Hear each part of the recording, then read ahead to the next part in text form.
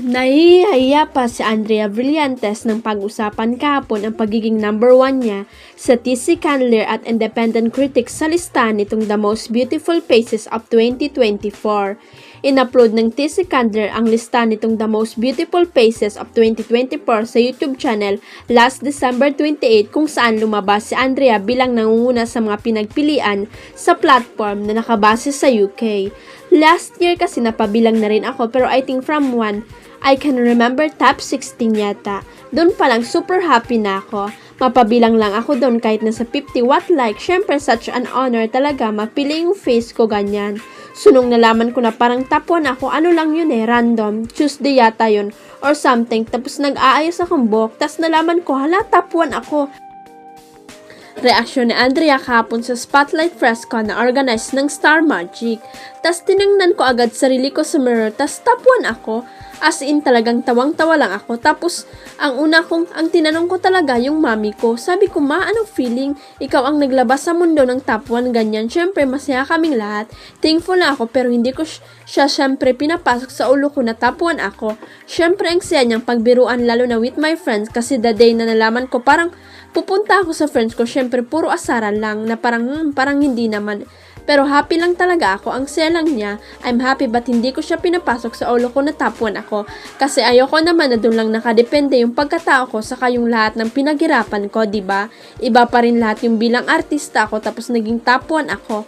Nakakaya siyang pag-usapan, grabe, sobrang nakakaya. Kwento niya na may halong kilig ang kanyang shyness. Sa ngayon ay balance ang lifestyle ni Andrea, may oras na siya sa sariling kaligayahan, lalo't wala siyang programa sa kasalukuyan. Marami nga ang natuwa ng ipagtanggol ni Richard Gutierrez sa isang interview ang nanay niyang si Annabel Rama. Sinabi nga ni Richard na wala naman talagang kinalaman ang nanay niya sa hiwalayan nila ng misis na si Sara Labati.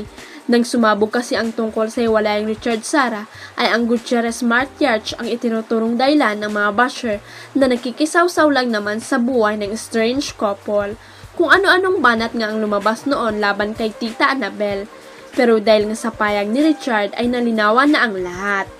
At nang tawagan umano ng abante, si Tita Annabel sinabihan siya na pwede na siyang magsalita dahil ipinagtanggol nga siya ni Richard.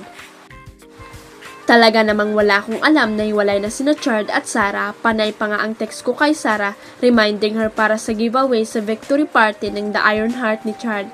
Kaya pala hindi sumasagot sa akin si Sara. Hiwalay na pala sila. Nalaman ko lang na hiwalay na sila dahil bodyguard at driver ni Chard sila ang umamin sa akin na 2 days nang nakastay sa isang hotel si Chard sa isang hotel. Ayaw raw makialam ng bodyguard at driver basta sinabi lang sa akin na sa hotel nang stay si Chard kaya tinawagan ko na ang anak ko saka ko lang nalaman.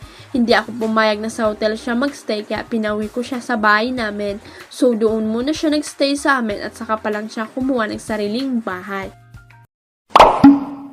Huwag kalimutang i-click ang subscribe button at i-ring ang notification bell para sa latest at legit chika updates.